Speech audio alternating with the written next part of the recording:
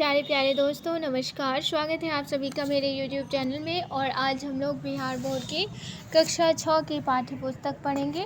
और ये हमारा इतिहास विषय है जिसका नाम है प्रारंभिक समाज, और ये हमारा चैप्टर 3 है। रितेश और प्रकाश आपस में बात कर रहे थे। रितेश: प्रकाश, यह बताओ कि मानव इस धरती पर कैसे आए? प्रकाश: मेरे पापा मम्मी कहते हैं कि हम सभी ईश्वर की संतान हैं और उसी ने हमें धरती पर भेजा है। रितेश: लेकिन मैंने तो कल के अखबार में पढ़ा है कि इस धरती पर जीवन की उत्पत्ति सर्वप्रथम समुद्र से हुई और फिर छोटी जांच से बड़े जीवों का विकास हुआ जिसमें मानव भी है। प्रकाश: तब हमारे पूर्वज कौन थे, देखने में कैसे लगते थे और मानव का प्रारंभिक जीवन कैसा था? मनुष्य जिस तरह से आज रहता है उससे तो आप परिचित हैं, लेकिन क्या आपने सोचा है कि हमारे पूर्वज हजारों वर्ष पहले कैसे रहते थे? उस समय दुनिया भर में कहीं भी खेती नहीं होती थी, न कहीं गांव थे न शहर। आज से 150 साल पहले तक लोगों का मानना था कि पृथ्वी पर आरंभ से ही जीवन था। पेड़ पौधे और मनुष्य को बनाने वाला ईश्वर था। लेकिन बाद में वैज्ञानिकों ने इस बात की खोज की थी कि पृथ्वी पर करोड़ों वर्ष पहले जीवन की उत्पत्ति हुई और उसका स्वरूप धीरे धीरे बदलता रहा। कहा जाता है कि मनुष्य जिस रूप में आज है वह लाखों वर्षों के क्रमबद्ध विकास का परिणाम है। आरंभिक मानव के बारे में जानकारी कैसे मिलती है? हजारों साल पहले जो लोग रहते थे उनके बारे में हम ठीक ठाक तो नहीं जानते हैं, लेकिन उस समय की बची हुई चीज़ों को देखकर और अपनी सूझबूझ से कुछ अनुमान जरूर कर सकते हैं।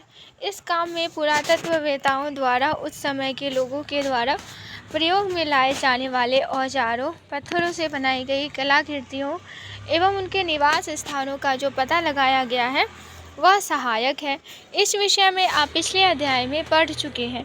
उस समय के लोगों का जीवन शैली को जानने के लिए आज भी उसी माहौल में रह रहे शिकारी समाज के लोगों का विद्वानों ने अध्ययन किया है। आज भी दुनिया के कई जगहों में शिकारी समाज के लोग रहते हैं। भारत में केरल, आंध्र प्रदेश और मध्य प्रदेश तथा झारखंड आदि प्रदेशों में ऐसे लोग रहते हैं। भारत में आरंभिक मानव कहाँ रहते थे? भारत में पुरातत्ववेत्ताओं को अतीत की कई मानव बस्तियाँ मिली हैं। दिए गए मानचित्र में त्रिकोण वाले स्थान वही हैं। इन सभी स्थलों से शिकारी मानव के कई निशान मिले हैं, जैसे पत्थर के औजार, गुफाओं एवं वन्य चित्र और जानवरों तथा लोगों की हड्डियाँ। गुफा ही उनका बसेरा था। मध्य प्रदेश में भीमबेटका, बुधनी, पंचमढ़ी, भेड़ाघाट और महेश्वर उन स्थलों के उदाहरण हैं। कई पुरास्थल नदियों और झीलों के किनारे पाए गए हैं। आरंभिक मानव की जीवन शैली। दुनिया में जगह जगह वे लोग जंगलों में 20-30 लोगों के छोटे छोटे झुंडों में रहा करते थे। जंगल में हिरन, भैंसा, शेर, खरगोश आदि जानवरों का शिकार करते थे। नदियों एवं तालाबों में मछली पकड़ते थे। मधुमक्खी के छत्तों से शहद भी इकट्ठा करते थे। वे जंगली पेड़ों के फल तोड़ लाते, पौधों की मीठी जड़ें और कंद मूल, आलू, शकरकंद जैसे खोद लाते और जंगलों में अपने आप उगे जंगली अनाज को काट लाते। वे ज़्यादातर कंद, फल आदि खाते, साथ ही थोड़ा बहुत मांस भी। मांस उनका मुख्य भोजन नहीं था, क्योंकि उन लोगों को जैसे औजार मिले उससे बड़ी संख्या में जंगली जानवरों का शिकार करना बहुत कठिन रहा होगा। दूसरे जानवर उनसे ज़्यादा शक्तिशाली और तेज़ दौड़ने वाले भी थे। यहाँ पे आरंभिक मानव का जीवन दिखाया गया है। आरंभिक मानव को पहनने की चीज़ें भी जानवरों और पेड़ों से ही मिलती थी। वे जानवरों की खाल साफ करके पहनते थे, पेड़ की पत्तियों और छाल से शरीर ढक लेते थे। वे या तो पहाड़ी गुफाओं में रहते थे या पेड़ों की डालियों और पत्ती से छोटी छोटी झोपड़ियाँ खड़ी कर लेते थे। वे लोग आग जलाना जान गए थे। उनके घरों में जो चूल्हे मिले हैं उससे पता चलता है कि वे नियमित रूप से आग का इस्तेमाल करते थे। लोगों के झुंड में महिलाएं और बच्चे भी रहते थे। पुरुष शिकार के लिए जाते जबकि महिलाएं कंदमूल, फल और अन्य जंगली अनाज इकट्ठा करते। समूह के लोग बच्चों का खास ख्याल रखते थे। बांटकर खाना। आरंभिक लोग साथ साथ शिकार करते थे क्योंकि अकेले जानवरों को मारना कठिन होता था।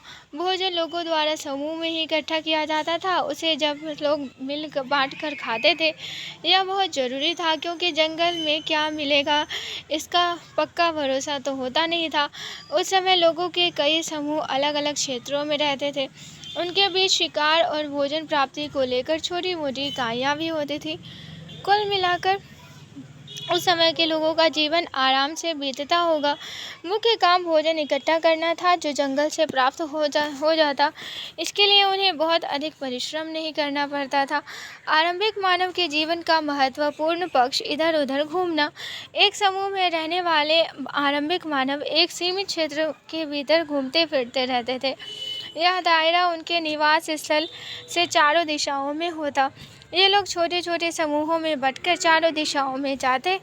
इसके पीछे एक निश्चित वजह होती थी, जैसे एक खास क्षेत्र में फलों, पौधों और जानवरों की संख्या और उपलब्धता सीमित रहती थी, जिसे वे समाप्त कर देते थे। अतः भोजन की तलाश में वे इधर उधर घूमते थे। वे जानवरों के शिकार करने के क्रम में भी उनके पीछे पीछे चले जाते। उन लोगों को पेड़ पौधों में फल फूल आने का मौसम पता था, इसलिए लोग उनकी तलाश में उपयुक्त मौसम के अनुसार दूसरे क्षेत्रों में घूमते थे। संभवतः आसपास के जल स्रोतों जैसे नदियों, झीलों आदि के सूख जाने के कारण वे पानी की तलाश में इधर उधर जाते होंगे। वे लोग अपनी यात्रा पैदल ही किया करते थे। आरंभिक मानव के औजार। शिकारी मानव के पास कैसे कैसे हथियार व औजार थे, जरा सोचे। उस समय लोहा, तांबा जैसी धातुओं के बारे में लोगों को पता नहीं था। अतः उन लोगों को आसपास जो मिलता था वह था पत्थर, लकड़ी, जानवरों के सींग और हड्डियाँ। इन्हीं को नुकीला बनाकर वे औजार बनाते थे। वे पत्थर के टुकड़े को घिसकर नुकीला और धारदार बना देते थे। साथ ही वह आकार में भी हाथ से पकड़ने के लायक औजारों को बनाते थे। धीरे धीरे वे इस कला में माहिर होते गए और पत्थर के बारीक औजार बनाने लगे। वे पत्थर के छोटे और बारीक टुकड़ों को किसी लकड़ी के हत्थे पर लगाकर तेज औजार का काम लेते थे। उस समय औजार बनाने के लिए अलग से कोई कारीगर नहीं था। समूह के सब लोग औजार बनाया करते थे।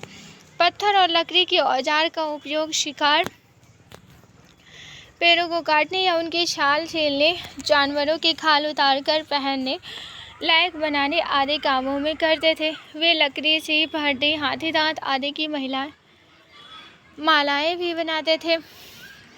चित्र और नाच। शिकारी लोग गुफा के अंदर दीवारों पर रंगीन चित्र भी बनाया करते थे। वे रंगीन पत्थरों को घिसकर रंग तैयार करते थे और बांस के ब्रुश से चट्टानों पर चित्र बनाते थे। इन लोगों को द्वारा बनाए चित्र भीमबेटका के गुफाओं में पाया गया है। चित्र में ज़्यादातर पशुओं जैसे बैल, गाय, भैंस, हिरण इत्यादि के थे। चित्रों के बनाने के अलावा इनके जीवन में एक और महत्वपूर्ण चीज़ नाच था। वे सब मिलकर देर तक नाचते थे। पैसरा का सूक्ष्म निरीक्षण। पैसरा बिहार के मुंगेर जिले में स्थित है। यहाँ पर आरंभिक मानव से संबंधित पुराने स्थल मिले हैं। यहाँ से यूरोप, फ्रांस में पाए जाने वाले आरंभिक मानव के औजारों की तरह ही खंजरी मिले हैं। पैसरा संभवतः आवास और निर्माण स्थल था। नाम और तिथियाँ। न पाषाणकालीन हड्डियों के औजार और न पाषाणकालीन पत्थर के औजार दिखाए गए हैं यहाँ पर चित्र में।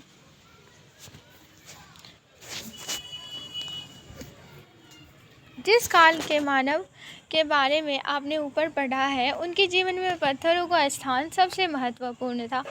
आपने देखा कि पत्थर की गुफा, उसके औजार, उसी के आभूषण का प्रयोग वे करते। अतः इस काल को पुरातत्वविदों ने पाषाण काल का नाम दिया। मध्य पाषाण काल और नवपाषाण काल के औजारों को यहाँ पर दिखाया गया है। औजार बनाने के तरीकों में और जीवन के आए परिवर्तनों के प्रमाण मिले हैं। उस आधार पर पाषाण काल को 3 भागों में विभाजित किया गया है। आरंभिक चरण को पूरा पाषाण काल लगभग 20 लाख साल से 14,000 साल पहले तक कहते हैं। इस समय लोग शिकार और भोजन संग्रह के रूप में अपना जीवन बिताते थे। आग का आविष्कार एवं स्थायी आवास इसी काल में उन्होंने शुरू किया। मध्य पाषाण काल। इस काल में पर्यावरणीय बदलाव आए और वातावरण में गर्मी बढ़ी, जिसके कारण गेहूं, जौ, महुआ जैसे अनाज स्वयं उगाए तथा कई क्षेत्रों में घास वाले मैदान बनने लगे। घास पर आश्रित शाकाहारी जानवरों की संख्या इसी वजह से बढ़ने लगी। इस समय लोगों द्वारा पत्थरों के और अच्छे औजार बनाए गए, जिसे लकड़ी पर लगाकर इस्तेमाल किया जाने लगा। इन परिवर्तनों के आधार पर इस काल को मध्य पाषाण काल कहा गया। लगभग 14,000 साल पहले से 8,000 साल पहले तक। पाषाण काल का अंतिम चरण नवपाषाण काल युग के नाम से जाना जाता है। इस युग में मानव के जीवन, उनके रहन सहन तथा कला कौशल में बड़ा बदलाव आया और आप इसके विषय में पहले अध्याय में पढ़ेंगे। इसका काल 8,000 साल पहले से 3,000 साल पहले तक का है। तो आज के लिए बस इतना ही। आशा करती हूँ ये चैप्टर आप लोगों को पसंद आया होगा। पसंद आया है तो लाइक, शेयर और सब्सक्राइब जरूर कीजिएगा। धन्यवाद।